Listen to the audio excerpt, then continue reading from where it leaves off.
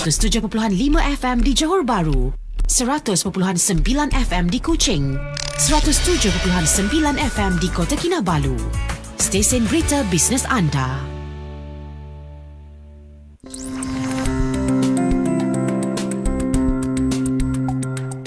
Bernama radio stesen berita bisnes anda. Baiklah, untuk waktu ini kita dalam program Temu Bual Radio.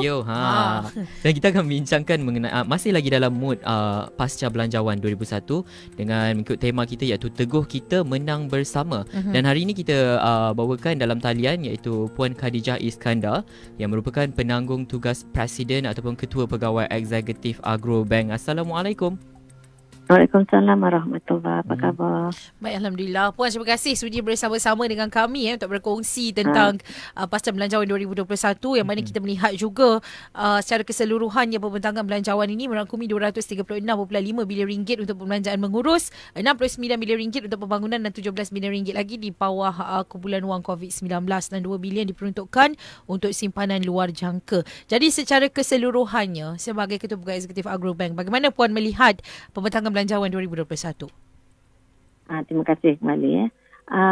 Belanjawan 2021 ni adalah belanjawan yang terbesar dalam sejarah kita, disebabkan oleh keperluan untuk berdepan dengan cabaran wabak COVID-19 ya.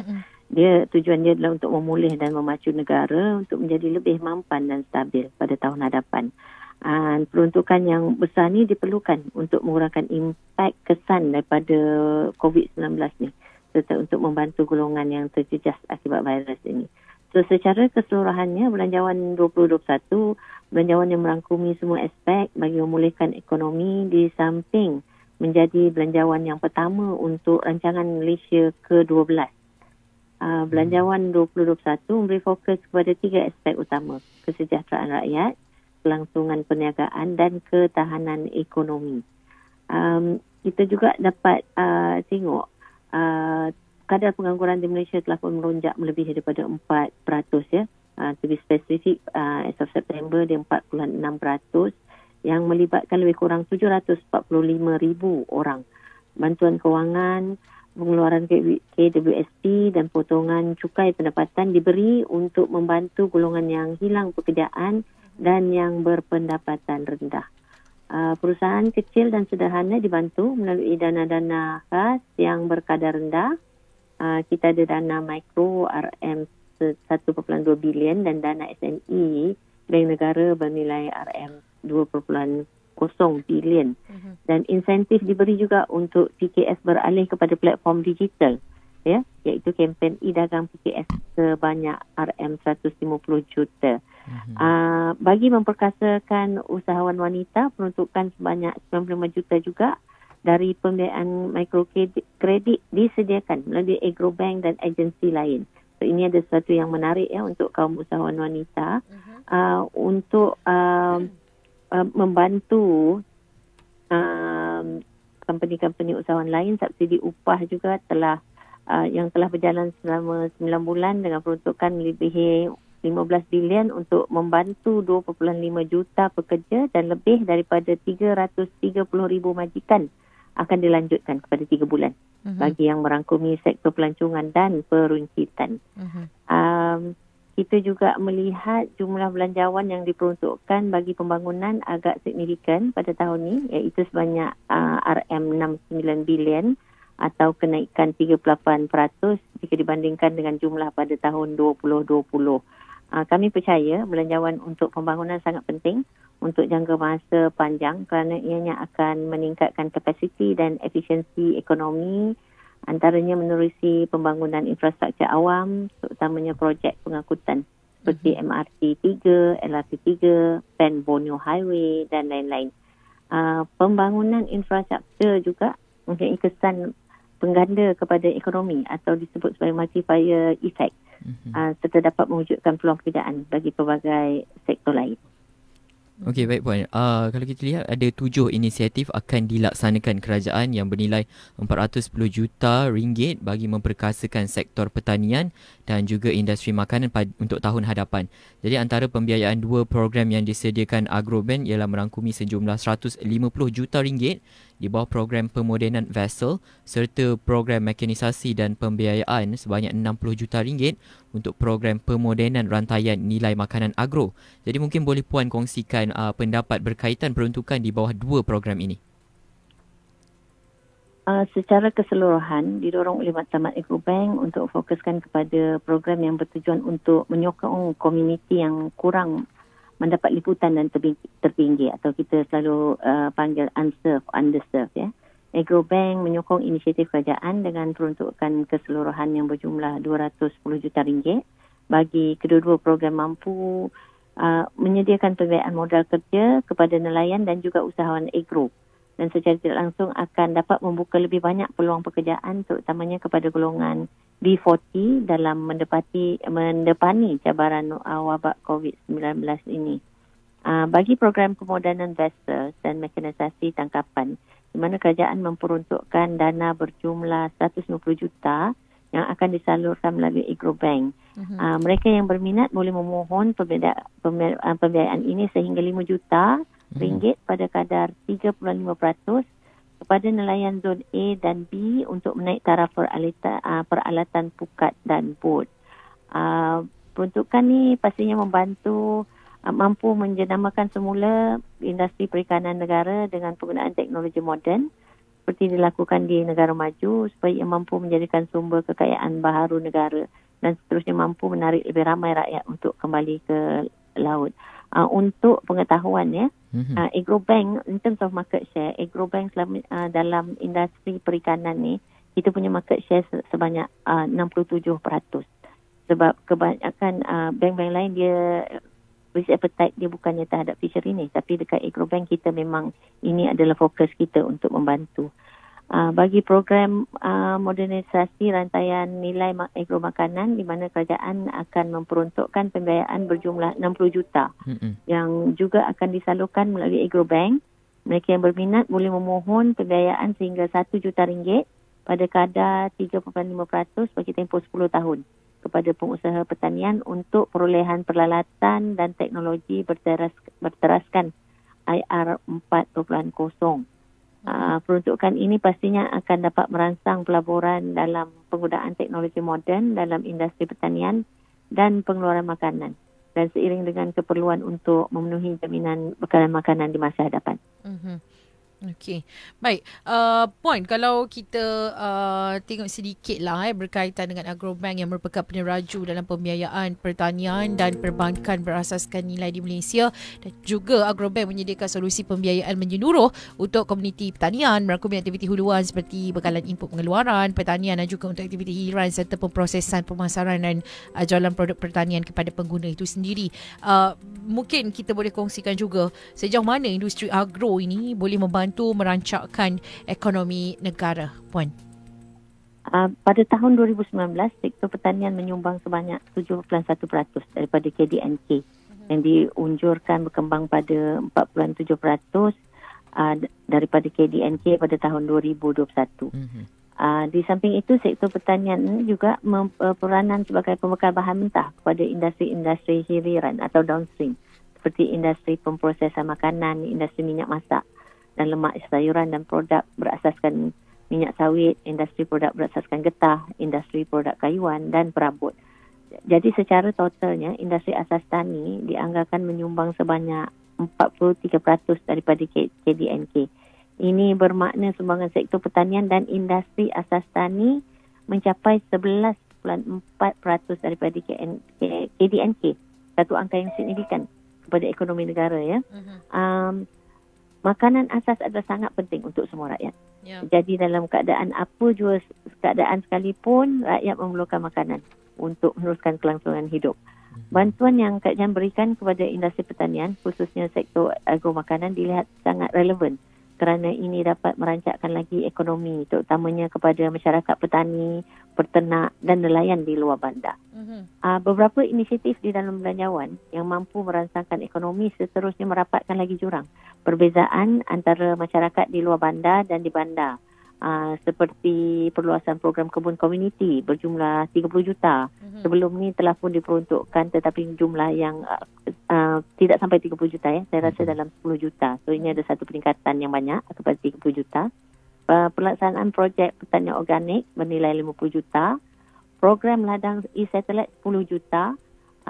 Tadi kita dah dengar pasal pemodenan vessel dan mekanisasi tangkapan 150 juta dengan modernisasi rantaian nilai agro makanan 60 juta di Agrobank ya. Samping itu ada juga pelaksanaan program pengembangan aquaculture RM80 Malaysia 10 juta dengan pelaksanaan projek pertanian dan penternakan berimpak dan bernilai tinggi sebanyak RM Malaysia 100 juta. Sektor yang lain pun ada, sektor komoditi. Insentif yang dikemukakan adalah program pemilikan sijil minyak sawit mampan MSPO sebanyak RM20 juta. Geran padanan untuk mekanisasi dan otomasi sebanyak RM30 juta. Yeah. Insentif pengeluaran latex secara padanan sebanyak RM Malaysia 16 juta. Membuka kawasan pendasian perabot di Pagoh dengan program pinjaman pembangunan ladang hutan sebanyak RM500 juta. Bantuan-bantuan seterusnya untuk petani, peladang dan nelayan ada peningkatan insentif pengeluaran getah daripada RM150 juta kepada RM300 juta untuk menstabilkan pendapatan RM150,000 pekebun kecil getah. Ada subsidi dan insentif tanaman padi sebanyak RM960 juta dijangka memanfaatkan lebih 300,000 pesawah di seluruh negara. Ada subsidi harga padi RM570 juta dan subsidi bahagia padi bukit diperkenalkan semula sebanyak RM80 juta. Allowance sara hidup nelayan juga dinaikkan daripada RM250 kepada RM300 sebulan kepada lebih 40,000 nelayan, dan juga menghapuskan faedah hutang kebun peneroka Felda yang bernilai sebanyak RM400 juta. Ya. Di samping itu penambahbaikan infrastruktur luar bandar juga dapat meningkatkan produktiviti golongan petani, peternak dan nelayan dengan jumlah peruntukan keseluruhan sebanyak RM2.7 bilion. Projek seperti projek jalan luar bandar dan jalan perhubungan desa sepanjang 920 km yang bernilai RM1.3 bilion. Bekalan air luar bandar dan bekalan air alternatif sebanyak RM632 juta. Bekalan elektrik luar bandar RM250 juta. Program bantuan rumah kepada golongan miskin iaitu membina rumah baharu dan membaik pulih rumah sebanyak RM355 juta dan memasang 27,000 unit lampu serta menanggung kos operasi dan penyelenggaraan 500,000 unit lampu jalan kampung yang bernilai sebanyak RM121 juta. Jadi dia banyak dalam bajet tahun ini. Baik, dan sangat menarik sebenarnya untuk anda yang baru bersama kita bawakan kepada anda Ketua Pegawai Eksekutif Agrobank Puan Khadijah Iskandar bicara berkaitan dengan Pasar Belanjawan 2021 Teguh Kita Menang Bersama. Puan, ketika pembentangan belanjawan Agrobank disebut secara jelas oleh Menteri Kewangan ketika itu, dan pasti juga kita melihat bahawa besar sekali peranan Agrobank. Puan boleh huraikan dengan lebih lanjut berkaitan dengan inisiatif yang dikaitkan dengan Agrobank itu sendiri. Silakan Puan. Okey. Agrobank pasti mengalu-alukan penambahbaikan bantuan bayaran bersasar yang diumumkan dalam Belanjawan 2021 berkaitan lanjutan moratorium dan bantuan pembayaran balik yang dipermudahkan untuk pembiayaan bank yang akan diberi kepada kelompok B40 dan M40 yang mana termasuklah pengusaha mikro bagi mengurangkan beban kewangan mereka kesan daripada penularan pandemik COVID-19. Keutamaan kami adalah untuk menawarkan perkhidmatan yang terbaik dengan memberi sokongan dan fleksibiliti kepada para pelanggan kami yang mungkin pada ketika ini sedang memasuki fasa ketidaktentuan kewangan. Pengumuman Belanjawan 2021 ini adalah sebahagian daripada program bantuan yang lebih luas yang kami harapkan dapat membantu para pelanggan kami. Untuk makluman, sedari awal lagi, iaitu pada sekitar bulan Mac dan April lagi tahun ni, bila bermulanya PKP, Agrobank telah giat menawarkan fasiliti penjadualan dan penstrukturan semula kepada para pelanggan kami. Fasiliti ini ditawarkan kepada pelanggan kami untuk memudahkan kelangsungan atau survival rate pelanggan, khususnya kepada mereka daripada kelompok PKS dan B40 bagi menghadapi tempoh sukar ini. Pada awalnya juga Agrobank adalah bank yang pertama yang telah tidak mengenakan apa-apa caj tambahan kepada pembiayaan fixed rate financing kita panggil, di mana dia dapat yang dapat benefit program ini adalah kebanyakannya daripada customer mikro dengan juga golongan B40 ya. Dengan ini pandemik yang belum pernah terjadi sebelum ini yang turut memberi kesan kepada semua lapisan masyarakat, kami ingin mengalu-alukan semua pelanggan kami untuk menghubungi pengurus cawangan atau pegawai perhubungan masing-masing untuk membincangkan penyelesaian untuk mengatasi segala masalah kewangan yang mungkin sedang mereka hadapi. Kami di Agrobank akan terus responsif kepada perubahan keperluan mereka dan yang akan terus menawarkan bantuan pembayaran balik dan menerima permohonan sehingga Jun 2021 ya. Boleh hubungi pusat perhubungan pelanggan kami atau email di customer@agrobank.com.my atau hubungi pegawai perhubungan atau cawangan masing-masing dengan melayari website kami. Kita tetap mengalu-alukan customer untuk datang ke bank masing-masing, bukan saja Agrobank, sebab kita sentiasa mendengar rungutan tentang moratorium ni. Dia tidak diberi secara automatik, tetapi boleh jumpa bank and insyaAllah kita punya approval rate selalunya sangatlah hampir pada 100% yang datang untuk moratorium. Dan telah pun dipermudahkan dokumen-dokumennya berdasarkan rekod BSH. Dan kalau golongan B40, dia perlu self-declare sahaja. Kata dia punya income telah pun berkurangan. Dan kita akan proses. InsyaAllah. Ya. So, kalaupun tak ada automatic moratorium, benda tu tetap akan ada secara bersasar. Maknanya kena usaha apply dengan bank. Tapi insyaAllah akan dipermudahkan semuanya Puan Telah pun dipermudahkan. Sebelum-sebelum ni kalau ada komplain kata banyak dokumen, sekarang ni kita kata kalau golongan B40 tak perlu dokumen sebab dah ada rekod dalam BSH Kalau yang kalau yang tak dapat BSH, dia ada M40, golongan M40, kita kata tak perlu dokumen, self declare sahaja. Kalau sebelum ni kita suruh statutory declaration. Statutory declaration maknanya kena ada sign daripada third party, tapi because of PKP, MCO nak keluar payah, kita kata okey tak payah, satu borang saja isi, saya mengaku pendapatan saya telah berkurang. So saya perlukan moratorium. Maksudnya tapi semudah itulah, tapi kena pergi ke bank Kena tak payah pergi secara fizikal. Kontak online boleh, telefon boleh, branch boleh. Tapi kena bersuara. Dan saya juga nasihatkan moratorium ni temporary. Kita tetap kena bayar kan. Betul. Jadi dekat Agrobank kita nasihatkan juga, kita boleh moratorium, tapi jom kita cuba selesaikan macam mana cara nak bayar untuk jangka panjang. So kita tak pening dah lepas ni. Kalau ada PKP macam mana lagi nak murah lagi, kita apa lagi kan. Satu jangka masa yang panjang lah kita buat bagi penyelesaian. Contohnya kita bagi moratorium. Lepas moratorium mungkin walaupun dapat kerja tak boleh bayar lagi penuh sebab gaji masih sikit kan. Mungkin bayar dulu 10% daripada installment, 20, 30 sampailah stabil.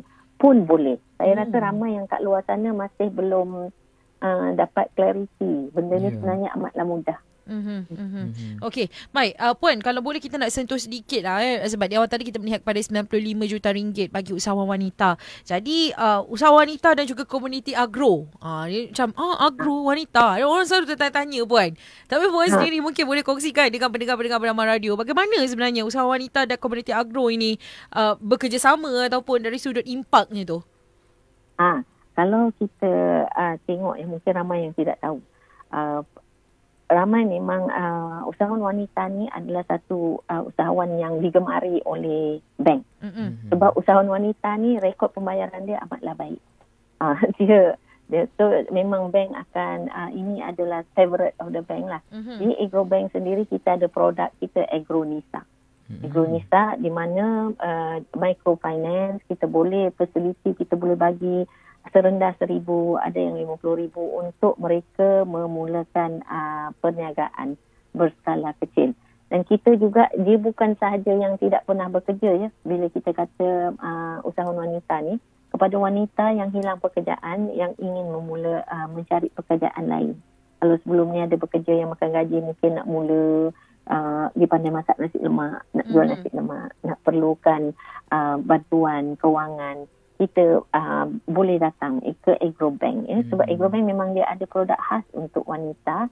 Jadi bila diumumkan dekat belanjawan ni adalah satu yang amat bersesuaian dengan Agrobank lah ya, untuk wanita tu. So dia akan ada juga, kalau di Agrobank kita pun ada grup kita di mana semuanya grup mungkin 5 orang, satu grup financing. Jadi dia boleh belajar dengan sesama sendiri. Sebab kita juga di Agrobank kita ada kelas bimbingan.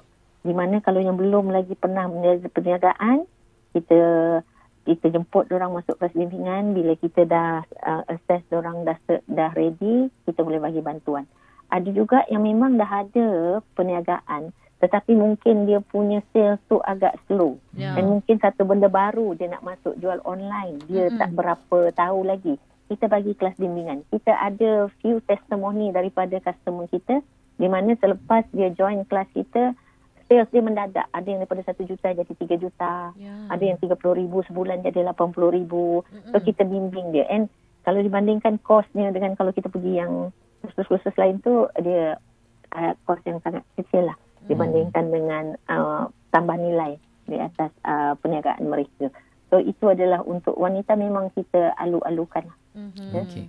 Okey, baik Puan. Dalam situasi pandemik COVID-19 ni, saya percaya macam antara sektor yang terjejas juga adalah sektor pertanian. Jadi sewaktu belanjawan 2021 hari itu, agaknya apa reaksi awal pelanggan Agrobank sendiri? Adakah mereka melihat ini satu yang positif ataupun sebaliknya? Definitely. Ini satu yang positif. Sebab bila kita ada pandemik COVID-19 ni, lebih ramai orang realise memang industri makanan ni amatlah penting. Sebab pada mula PKP tu kan ada sedikit impact, tapi dia bukannya impact yang sebenar. Kita kata teknikal, sebab mula-mula ada PKP, ada yang petani-petani tak boleh nak jual hasil mereka. So daripada kementerian mereka adakan pusat pengumpul, macam berpusat ya, untuk collection center untuk memudahkan petani-petani ni untuk menjual hasil-hasil mereka. Lepas tu ada masalah juga pengangkutan dan telah pun diselesaikan. Sebelum pengumuman belanjawan 2021 ni pun telah ada beberapa pengumuman dalam pakej prihatin penjana untuk membantu semua SME dan juga khasnya untuk mereka-mereka yang di industri pertanian. Ya, kita nampak kalau prihatin dulu macam-macam ada lagi yang available. Macam agrofood masih ada, boleh datang memohon. Semua dana-dana ni dia punya kebaikan adalah profit rate dia amatlah rendah. Dan ada juga package-package yang memang secara automatik ada moratorium. Bermakna kita tak suruh dia bayar installment tu sebulan selepas dapat financing depending on dia punya projek, depending on bila hasil dia dapat daripada perniagaan dia. So kita fleksibel juga. Tapi selalunya tiap-tiap bank dia akan ada jugalah dia participate dalam dana-dana prihatin ataupun penjana. Di Agrobank kami ada satu dana yang khas di Agrobank penjana untuk micro finance, untuk micro customers, peniaga-peniaga mikro. Di mana kita beli profit rate up to 3.5% dan kita pun akan bagi jumlah daripada 1,000 hinggalah 50,000. Itu pun kita ada juga penjana ya. Dah pun kita dah buka permohonan semenjak September dan setakat ni approval rate kita lebih daripada 90%, dalam 98%. Kita pun dah ada 4,000 lebih dah yang mendapat manfaat daripada sini. Jumlah yang kita dah gunakan pun close to 100 million yang kita dah approve. So itu ada satu lagi yang penjana lah sebelum pengumuman pasal bajet ni. Ya, baik. Puan, yelah bukan senang kan kita nak dapat CEO Agrobank bersama dengan kita. Jadi kita ambil peluang juga. Kadang-kadang ada yang salah faham Puan yang mengatakan bahawa Agrobank ni hanya untuk komuniti agro sahaja. Tapi kalau kita melihat juga apa yang ada, contohnya ada juga seperti pembiayaan Arahno, ada juga pembiayaan peribadi dan sebagainya. Jadi mungkin kita boleh betulkan sikit salah faham orang ramai Puan, yang mana Agrobank hanya untuk komuniti agro. Dia punya penubuhan untuk activate, untuk memudahkan community agro kita. Jadi bila kita bercakap pasal bank ni, orang secara automatik dia fikir financing sahaja. Padahal sebuah bank ni dia ada juga deposit produk dia. Dia ada produk-produk lain macam Arahnu tadi. Deposit maknanya boleh menyimpan. Kita sama macam bank lain, kita ada intranet facility, kita ada ATM, tabung simpanan, takaful. Dia sebenarnya end to end lah untuk to protect kita punya petani ataupun bukan community agro pun boleh. Contohnya macam tadi ada disebut pasal Arahnu ya. Arahnu ni sebenarnya adalah salah satu juga cara untuk to raise fund, working capital financing, sebab kita cuma memerlukan emas sahaja dan dia tak ada minta soalan apa-apa. Kita cek saja dalam rekod, bukan bankrupt, dan kita bagi nilai 80% daripada nilai emas. Amatlah mudah. Dalam masa sejam, duit masuk dalam akaun. Ya? Daripada kalau kita pergi minta financing, mungkin ada yang bermasalah, kata dokumen ni tak ada kan. Tapi nasihat saya pada peniaga-peniaga, salah satu cara untuk menyimpan sekiranya kita, terutamanya wanita tadi kita berkata, ada wang lebih, mungkin kita boleh invest dalam gold. Sambil-sambil kita pakai untuk jewellery perhiasan, bila kita memerlukan untuk perniagaan kita, kita boleh pergi ke Agro Bank untuk Arahnu. Yang menariknya Arahnu jika dibandingkan dengan skim pajak gada yang lain yang bukan Islamik, sekiranya kita tak mampu untuk membayar balik. Kalau di skim Arahnu, kita jual emas tu, bila ada lebihan, kita pulangkan pada customer kita. Jika dibandingkan dengan pajak gadai skim konvensional, bila kita default payment, kedai emas tu sebenarnya dia akan jual emas tu, dia kalau lebih ada ekstra dia tak pulangkan. Tapi berbeza dengan Arahnu.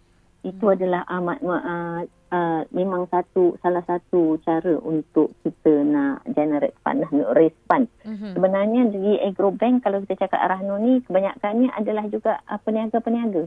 Sebab dia nak cepat kan, cash flow, especially zaman-zaman COVID ni. Dan dia lagi cepat lah untuk kita dapatkan, kita nak dapatkan cash flow and liquidity. Dari segi bila kita bercakap kat Agro Bank pula, personal financing, ya, kita ada personal financing.